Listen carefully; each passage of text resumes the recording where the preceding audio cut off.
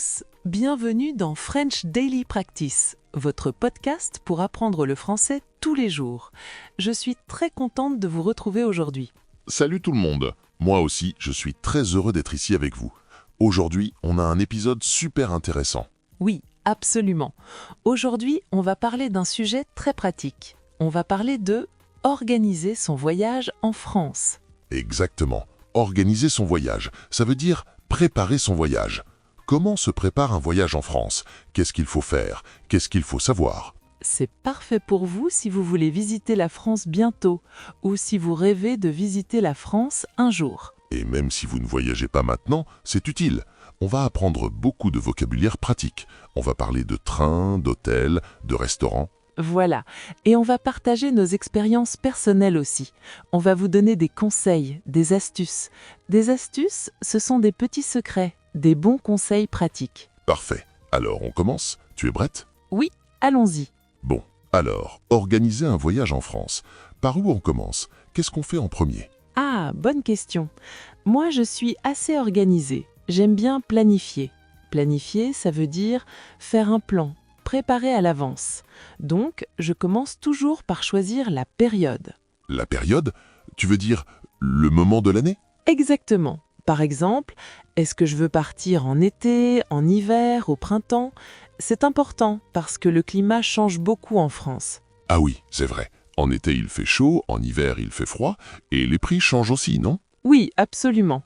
En été, c'est la haute saison. La haute saison, c'est la période où il y a beaucoup de touristes. Donc, c'est plus cher. Les hôtels coûtent plus cher, les avions aussi. Et il y a beaucoup de monde partout. Moi, je préfère voyager en mai ou en septembre. C'est plus calme. C'est une bonne idée. Mais et septembre, c'est souvent parfait. Il fait beau, mais il n'y a pas trop de touristes. Et c'est moins cher. Exactement. Bon, d'accord. On choisit la période, et après, qu'est-ce qu'on fait ensuite? Ensuite, il faut choisir les destinations.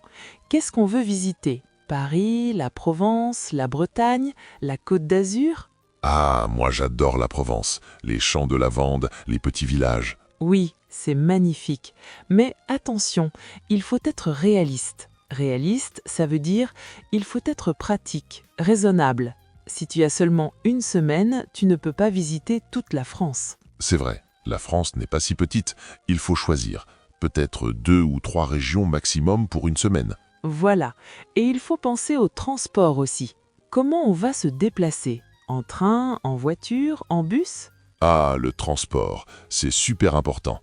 Moi j'aime beaucoup le train en France. Le TGV est rapide et confortable. Le TGV, c'est le train à grande vitesse. C'est le train rapide français. Par exemple, de Paris à Lyon, ça prend seulement 2 heures en TGV. Exactement. Et c'est pratique, parce que les gares sont souvent au centre-ville. Une gare, c'est la station de train. Donc, quand tu arrives, tu es déjà en ville. Oui, c'est très pratique. Mais il faut réserver à l'avance. Si tu réserves tôt, c'est moins cher. Parfois, tu peux trouver des billets à 25 ou 30 euros. C'est vrai, mais si tu attends le dernier moment, ça peut coûter 100 euros ou plus. Donc, il faut anticiper. Anticiper, ça veut dire prévoir, faire les choses à l'avance. Et il y a aussi d'autres options. Par exemple, le bus. Il y a des compagnies de bus comme Flixbus ou Blablabus. C'est moins cher que le train. Oui, mais c'est plus long. Le bus est plus lent que le train. Par exemple, de Paris à Marseille, en train, c'est 3 heures. En bus, c'est 10 heures ou plus. C'est vrai, mais si tu as un petit budget, c'est une bonne option. Un petit budget, ça veut dire pas beaucoup d'argent. Et il y a aussi la voiture. Louer une voiture, c'est pratique si tu veux visiter la campagne, les petits villages. Ah oui, la campagne française est magnifique. Mais attention, conduire en France peut être un peu difficile si tu n'as pas l'habitude. Pourquoi? C'est différent? Eh bien, il y a beaucoup de ronds-points. Un rond-point, c'est un carrefour rond, circulaire. En France, il y a des ronds-points partout. C'est vrai. Et il faut faire attention aux priorités. Mais bon, avec un GPS, ça va. Un GPS aide beaucoup. Oui, et les autoroutes sont en bon état. Une autoroute, c'est une grande route rapide. Mais attention, les autoroutes en France sont payantes. Il faut payer pour utiliser les autoroutes. Exactement. On appelle ça les péages. Un péage, c'est l'endroit où on paie. Ça peut coûter 30, 40 ou 50 euros selon la distance. Donc, il faut prévoir ce coût dans le budget. Le budget, c'est l'argent qu'on a pour le voyage. Bon, on a parlé du transport, maintenant parlons de les logements. Les logements, c'est le logement, l'endroit où on dort. Ah oui, c'est très important. Alors, il y a beaucoup d'options. Il y a les hôtels, bien sûr. Les hôtels, c'est classique, c'est pratique, c'est confortable, mais ça peut être cher, surtout dans les grandes villes comme Paris. Oui, à Paris, un hôtel peut coûter 100, 150, 200 euros par nuit. Une nuit, c'est une soirée, du soir au matin. C'est cher, mais il y a d'autres options, par exemple les auberges de jeunesse. Une auberge de jeunesse, c'est un logement pas cher pour les jeunes voyageurs. Exactement. Dans une auberge de jeunesse, tu dors dans un dortoir. Un dortoir, c'est une grande chambre avec plusieurs lits. Tu partages la chambre avec d'autres personnes. Ça peut coûter 20, 30 euros par nuit, c'est beaucoup moins cher qu'un hôtel. Et c'est sympa, tu rencontres d'autres voyageurs. Oui, mais ce n'est pas très privé. Si tu veux plus d'intimité, il y a les appartements. Tu peux louer un appartement sur Airbnb, par exemple. Ah oui, Airbnb, c'est super populaire. Tu loues un appartement ou une chambre chez quelqu'un. Louer, ça veut dire payer pour utiliser temporairement. Et souvent, tu as une cuisine. Une cuisine, c'est la pièce où on prépare à manger. Donc, tu peux cuisiner, c'est économique. C'est vrai, si tu cuisines toi-même, tu économises de l'argent. Tu ne manges pas toujours au restaurant. Exactement. Mais il faut faire attention avec Airbnb. Il faut bien lire les commentaires, les avis. Les avis, ce sont les opinions des clients précédents. Oui, c'est important. Et il faut vérifier l'emplacement. L'emplacement, c'est la position, l'endroit où se trouve l'appartement. Est-ce que c'est au centre-ville, près du métro? Très bonne remarque. À Paris, par exemple, il faut vraiment être près du métro. C'est essentiel. Et il y a aussi une autre option, les chambres d'hôtes. Une chambre d'hôte, c'est une chambre chez un habitant, souvent à la campagne. Ah oui, j'adore les chambres d'hôtes. C'est très charmant et en général, le petit déjeuner est inclus. Inclus, ça veut dire compris dans le prix. Et les propriétaires sont souvent très gentils, très accueillants. Accueillant, ça veut dire sympathique, chaleureux avec les invités. Exactement. Ils donnent souvent de bons conseils sur la région. Ils connaissent bien les restaurants locaux, les beaux endroits à visiter. Bon, parlons maintenant de quelque chose d'important, la nourriture. Manger en France, c'est une expérience. Oh oui, la gastronomie française est célèbre dans le monde entier. Mais attention, manger au restaurant peut coûter cher. C'est vrai, un repas dans un bon restaurant à Paris peut coûter 50, 60, 80 euros par personne. Mais il y a des astuces pour économiser. Par exemple, le menu du midi. À midi, beaucoup de restaurants proposent un menu moins cher. Ah oui, le menu du midi, c'est un bon plan. Un bon plan, c'est une bonne astuce, une bonne idée. Tu peux avoir entrée, plat et dessert pour 15 ou 20 euros. Exactement. Et le soir, c'est plus cher. Le même restaurant peut coûter le double le soir. Donc, si tu veux économiser, mange au restaurant à midi et le soir, mange quelque chose de simple. Par exemple, une salade, un sandwich. Oui, ou achète des choses au supermarché. Du pain, du fromage, du jambon. Tu peux faire un pique-nique. Ah, j'adore les pique-niques. En France, c'est très agréable. Tu peux pique-niquer dans un parc au bord de la Seine à Paris. Et n'oubliez pas les boulangeries. Une boulangerie, c'est un magasin qui vend du pain, des croissants, des sandwichs. C'est délicieux et pas cher. Oui, un sandwich jambon-beurre dans une boulangerie coûte 3 ou 4 euros. C'est parfait pour un déjeuner rapide. Et une baguette coûte seulement 1 euro environ. Une baguette, c'est le pain français traditionnel, long et croustillant. Miam. Et il faut absolument goûter les pâtisseries françaises. Les croissants, les pains au chocolat, les éclairs. Oh oui, mais attention, on dit chocolatine dans le sud-ouest de la France, pas pain au chocolat. Ah, c'est vrai, c'est un grand débat en France. Pain au chocolat ou chocolatine? Les gens ne sont pas d'accord. C'est amusant. Bon, et il y a une autre chose importante, l'eau au restaurant. Ah oui, bonne remarque. En France, au restaurant, l'eau du robinet est gratuite. Le robinet, c'est comment on dit? Le faucet en anglais. Oui, le robinet. Si tu demandes une carafe d'eau, c'est gratuit. Une carafe, c'est une bouteille en verre pour l'eau. Mais si tu commandes de l'eau en bouteille, tu dois payer. Alors demande toujours une carafe d'eau, s'il m'en plaît. Exactement. C'est une bonne astuce pour économiser quelques euros. Maintenant, parlons des visites. Qu'est-ce qu'il faut visiter en France? Il y a tellement de choses. Oh oui, beaucoup trop de choses. À Paris, il y a la Tour Eiffel, le Louvre, Notre-Dame, Montmartre. Et attention, au Louvre, il y a toujours beaucoup de monde. Il faut faire la queue longtemps. faire la queue, ça veut dire attendre en ligne. C'est vrai, mais il y a une astuce. Réserve tes billets en ligne à l'avance. En ligne, ça veut dire sur Internet. Si tu réserves en ligne, tu évites la queue. Exactement.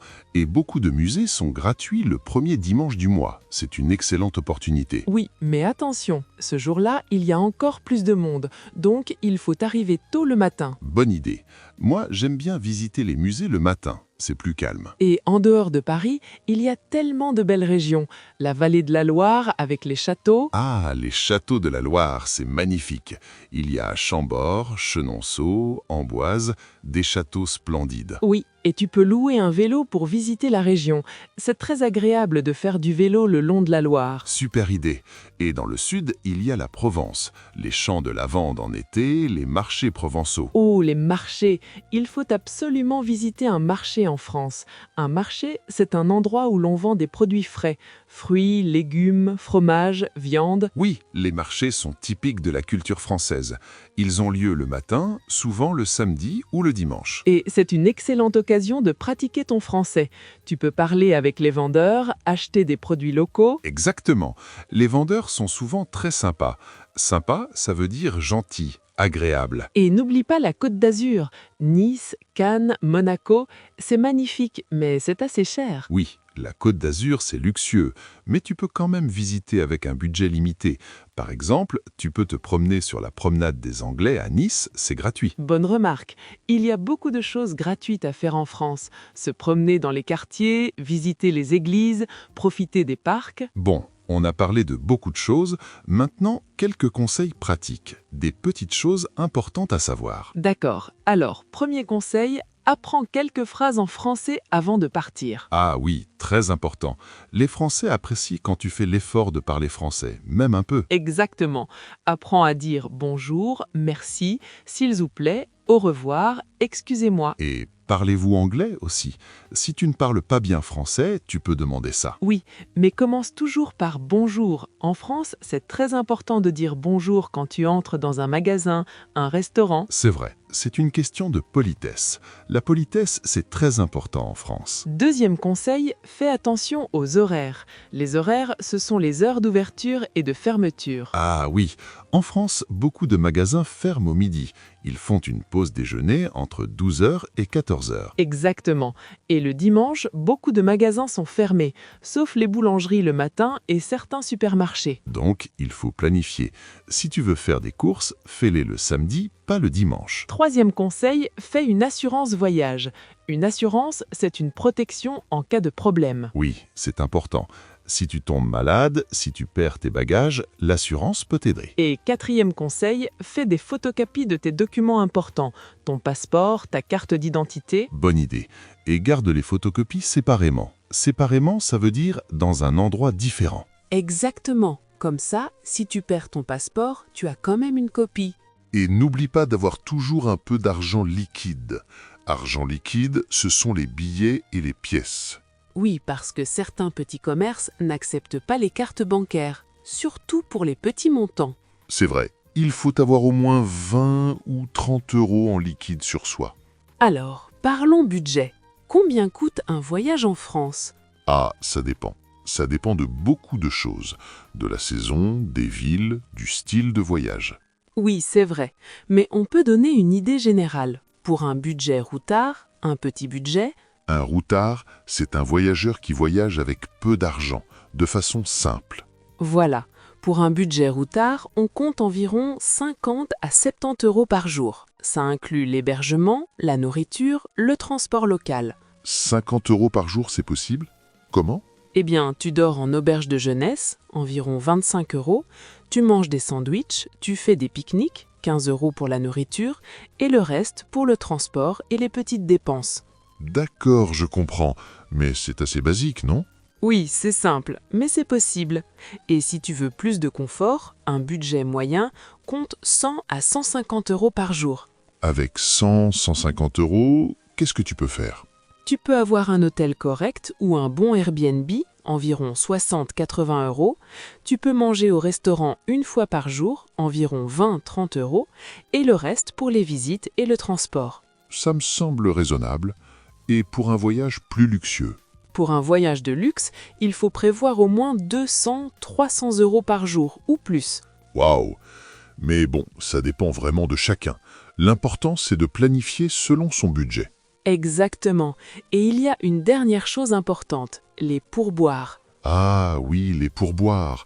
Un pourboire, c'est l'argent qu'on donne en plus aux serveurs, aux chauffeurs de taxi. En France, le service est inclus dans l'addition au restaurant. L'addition, c'est la facture, le papier qui indique le prix. Donc tu n'es pas obligé de laisser un pourboire, mais si le service était très bon, tu peux laisser quelques euros. Oui, 2, 3, 5 €, c'est bien, mais ce n'est pas obligatoire comme aux États-Unis par exemple. Exactement. En France, on ne laisse pas 15% ou 20%, c'est différent. Bon, dernière question importante. Qu'est-ce qu'on met dans sa valise? Ah oui, la valise, c'est toujours un dilemme. Un dilemme, c'est un problème difficile à résoudre. Ah oui, beaucoup de gens prennent trop de choses. Il faut voyager léger. Voyager léger, ça veut dire ne pas prendre trop de bagages. C'est vrai, moi j'essaie toujours de prendre seulement un bagage à main. Un bagage à main, c'est un petit sac qu'on peut garder avec soi dans l'avion. C'est une bonne idée, mais qu'est-ce qui est essentiel? Des vêtements confortables, bien sûr. Oui, des vêtements pratiques. Et attention à la météo. La météo, c'est le temps qu'il fait. Exactement. Si tu viens en été, prends des vêtements légers, des shorts, des t-shirts, mais prends aussi un pull léger pour le soir. Et un parapluie ou un imperméable. Un imperméable, c'est un vêtement qui protège de la pluie. Oui, même en été, il peut pleuvoir. Et si tu viens en hiver, prends des vêtements chauds. Un manteau, une écharpe, des gants. Et de bonnes chaussures, c'est très important. Tu vas beaucoup marcher. Ah oui, très important. Prends des chaussures confortables. Pas de chaussures neuves. Des chaussures neuves, ce sont des chaussures neuves. Neuves, ça veut dire pas encore portées. Exactement. Les chaussures neuves peuvent faire mal aux pieds. Porte tes chaussures avant le voyage. Et n'oublie pas un adaptateur électrique. Un adaptateur, c'est un petit appareil pour brancher tes appareils électroniques. Oui, en France, les prises électriques sont différentes. Si tu viens d'Amérique ou d'Asie, tu as besoin d'un adaptateur. Et bien sûr, ton téléphone, ton chargeur, peut-être un appareil photo. Et un petit guide touristique ou des informations imprimées. Même si tu as Internet sur ton téléphone, c'est bien d'avoir des informations sur papier. Bonne idée. Et une petite trousse de premier secours. Une trousse de premier secours, c'est un petit sac avec des médicaments de base. Aspirine, pansement. Oui, au cas où. Au cas où, ça veut dire si jamais tu en as besoin. Bon, on a parlé de beaucoup de choses aujourd'hui. Faisons un petit récapitulatif. Un récapitulatif, c'est un résumé rapide. Bonne idée. Alors, pour organiser son voyage en France, qu'est-ce qui est important? Premièrement, choisir la bonne période. Mai, juin, septembre sont de bons mois. Moins de touristes et les prix sont bas. Deuxièmement, réserver le transport à l'avance. Le train, l'avion, c'est moins cher si tu les réserves tôt. Troisièmement, trouver un bon hébergement. Il y a beaucoup d'options. Hôtel, auberge de jeunesse, Airbnb, chambre d'hôte. Quatrièmement, penser au budget. Combien d'argent tu as? Adapte ton voyage à ton budget. Cinquièmement, apprends quelques phrases en français. C'est très utile et les gens apprécient. Et n'oublie pas, dis toujours bonjour en entrant dans un magasin. C'est important en France. Exactement. Et profite bien de ton voyage. Goûte la nourriture, visite les marchés, parle avec les gens. Oui, l'important c'est de profiter et de s'immerger dans la culture française. Voilà, c'est la fin de notre épisode d'aujourd'hui. J'espère que ça vous a plu. Oui, j'espère que vous avez appris beaucoup de choses utiles pour préparer votre voyage en France. Si vous avez des questions, n'hésitez pas à les poser dans les commentaires. On adore lire vos commentaires. Et si vous avez aimé cet épisode, abonnez-vous à notre podcast. Abonnez-vous, ça veut dire suivre le podcast pour recevoir les nouveaux épisodes. Exactement. Et partagez cet épisode avec vos amis qui apprennent le français. Plus on est de fous, plus on rit. C'est une expression française. Plus on est de fous, plus on rit, ça veut dire plus il y a de personnes, plus c'est amusant. Voilà, alors à très bientôt pour un nouvel épisode de French Daily Practice. À bientôt et bon voyage en France si vous partez bientôt. Au revoir tout le monde. Au revoir.